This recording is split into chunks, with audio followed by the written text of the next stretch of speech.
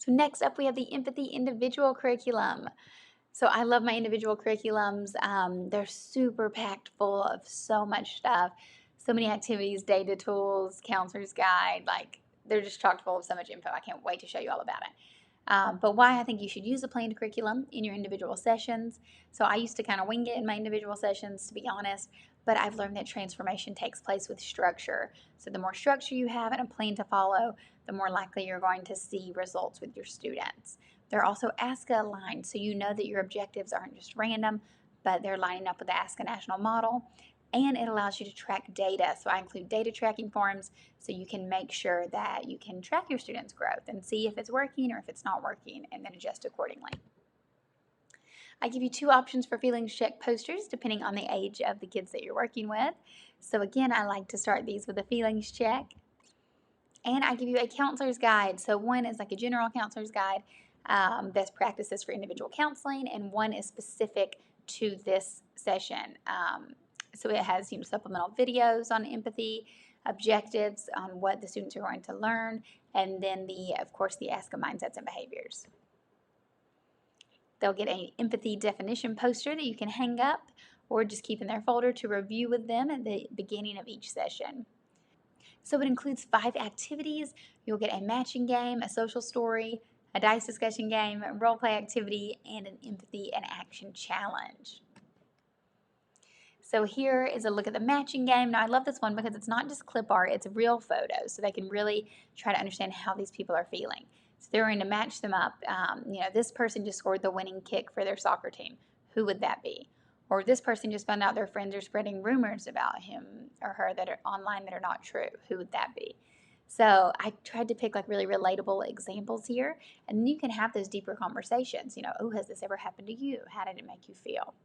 Do you know someone this has happened to? How do you think it made them feel? So really having those deeper conversations based off the activity to build the empathy. Then a social story. So I love a good social story.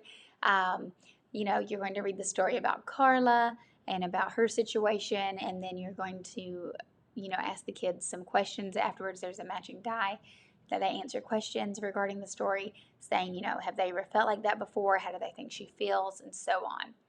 And then there's a little in their shoes activity where they're going to imagine what it would be like to be her and draw a picture of the different thoughts and emotions she might be experiencing. And you can talk about that analogy of like being in someone else's shoes. Then there is a dice discussion game. So this one is showing pictures of kids. This time they are like cartoon pictures, and they have to kind of be intuitive here and think, okay, how do I think this person feels? What would help them feel better? And you can dive deeper and say, okay, they might say, oh, I think they feel confused. And you say, okay, why do you think they feel confused? What shows you that they feel confused? And then you can talk deeper about facial expressions and body language. Then there is a role play activity. So this one's fun. You're going to cut out the cards. Kids are going to draw a card out of this pile, and then they have to act out the scenario.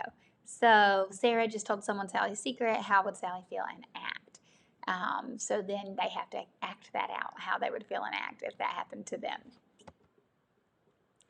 And lastly, the empathy and action challenge. So this one's really cool. It's kind of like a checklist. So it's saying who is someone you know that has been sad, mad, lonely, or underappreciated. You're going to write their name there and think about how it would be in their shoes. And then what's the way that they could encourage that person today? So this is like boots on the ground, empathy and action challenge. So they can come up with their own things or check off some of the existing examples there, like give that person a compliment or write them an encouraging note. And then you're going to follow up and see if they actually did this, and then how, and you can help them do this in the session. So if they're going to write them an encouraging note, well, let's do that together. Let's write it now. If you're going to give them a compliment, let's kind of role play what kind of compliment you're going to give them. So you can really, take this and run with it.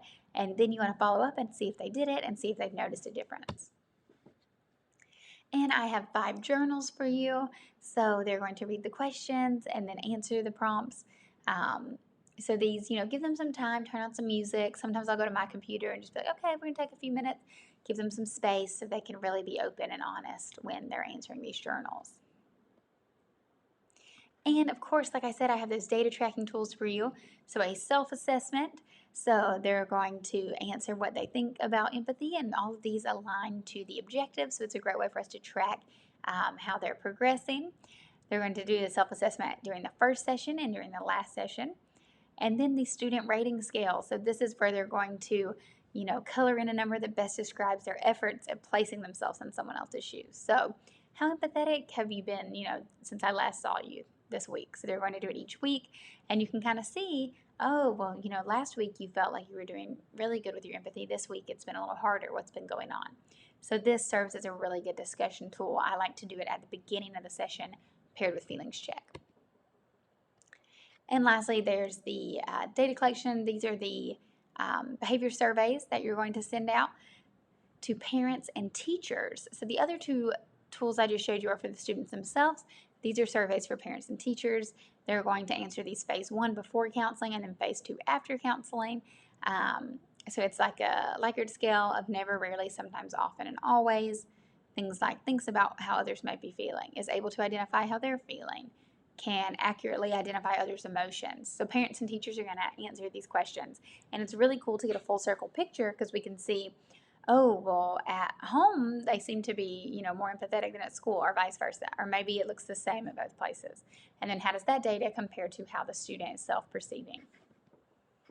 And I have for you digital versions. So I totally encourage you to use the digital version. Super simple.